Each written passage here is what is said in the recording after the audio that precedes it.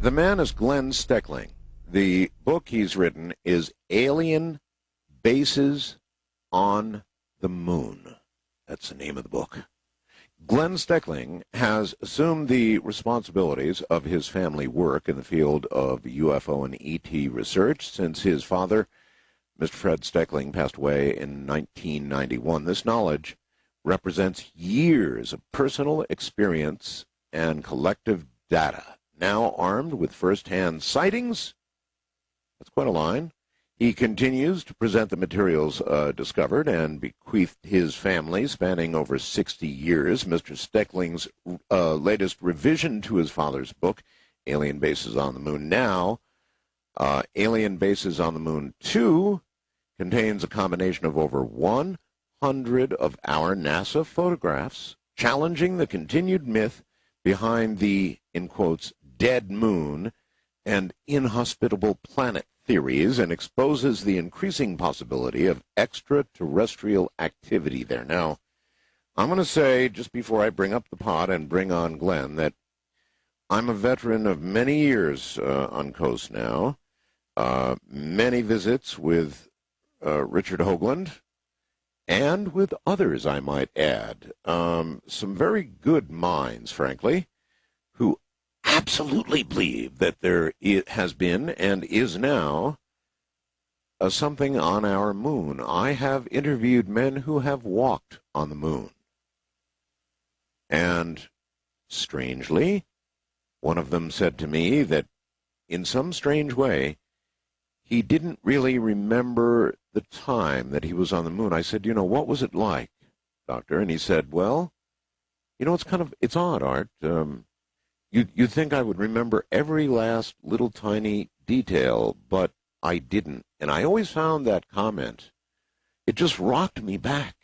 A man who walked on the moon and yet kind of doesn't remember the details of what happened when he was there. I thought that was really, really odd. Glenn, welcome to the program. Good evening, Art. It's a pleasure to be with you tonight and your listeners. So, look, I am a skeptic, Glenn. Mm-hmm. Maybe you can convert me. Many have tried. But on the other hand, I have this suspicion that something's wrong. We haven't gone back to the moon. We've sent some probes, but I mean, man has not walked on the moon since. Yes, And that's true. We've done some very extensive lunar surveys. The Clementine probe, which was for the military, right, extensively mapped the moon and the lunar surface as far as geologically and also with pictures. So if there's nothing there to see, one wouldn't spend so much money for an expensive mission.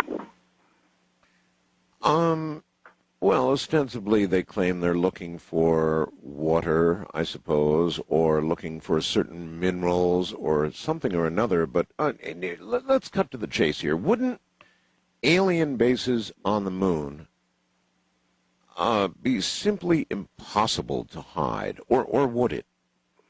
Well, it would depend as well. First of all, let's take a look at some of the evidence that's been provided here. I've got an article here from the England's Royal Astronomical Society. Okay.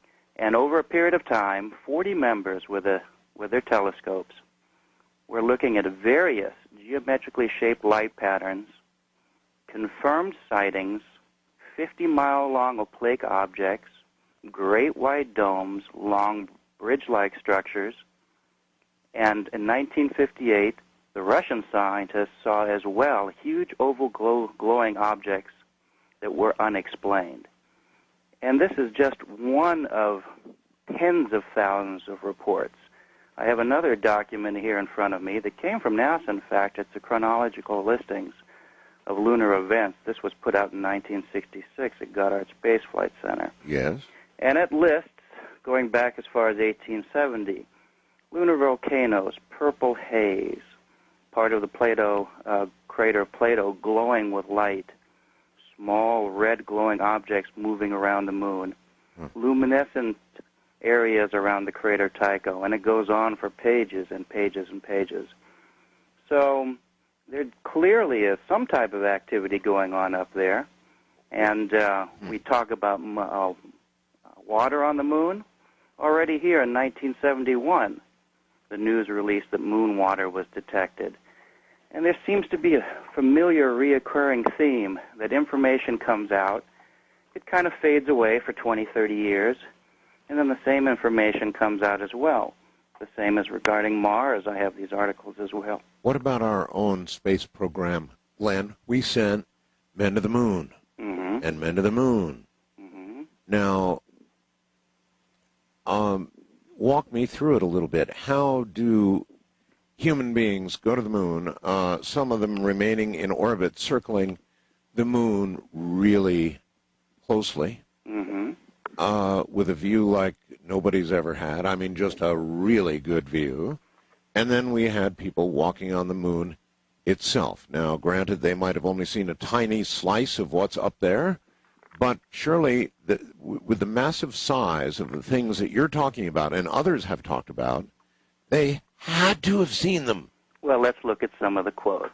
Here, you may be familiar with the astronaut and physicist Brian O'Leary. I am. And his quote was, "Contacts between extraterrestrials seem to have been going on for decades, but we still don't want to admit it." Now, we all know Gordon Cooper, who recently passed away. And in 1976, on live television, he made a quote, "Intelligent beings from outer space visit our world in an effort to enter into contact with us. I have encountered various ships during my space voyages.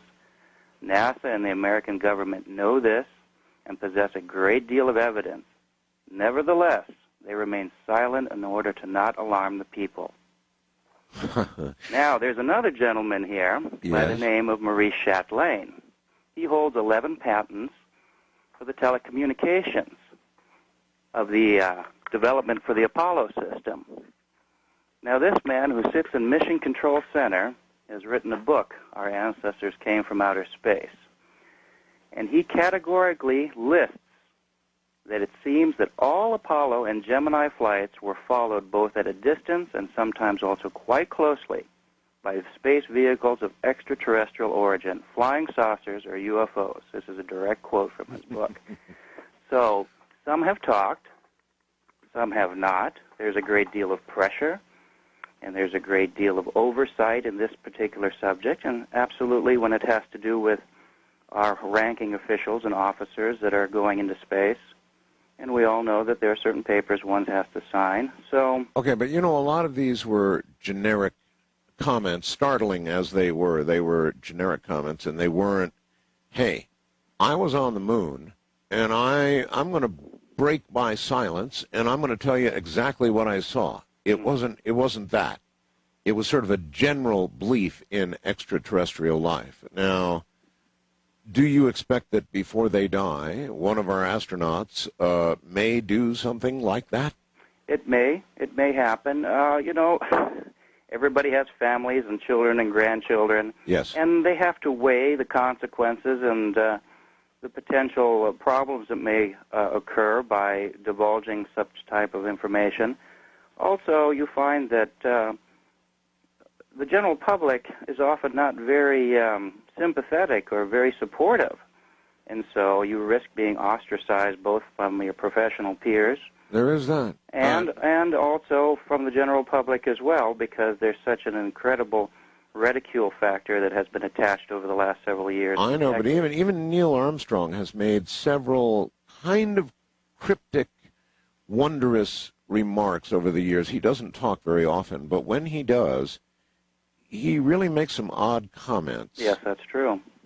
And, of course, then we have the fact that many astronauts have ended up in divorce and various forms of real trouble. Certainly, you wouldn't expect that of all these guys with the right stuff, but they have. Well, I mean, as if, you know, there's a lot of pain in trying to hide something. I'm not saying they are, but it could be suggested that they're under stress. Absolutely. Absolutely. And I think that here's the key phrase that perhaps we should take a look at. I don't believe that it is either realistic or something to expect that somebody is going to, or a number of individuals are going to stand up and conclusively satisfy our curiosity. I mean, enough people have. We look at Major Kehoe. We look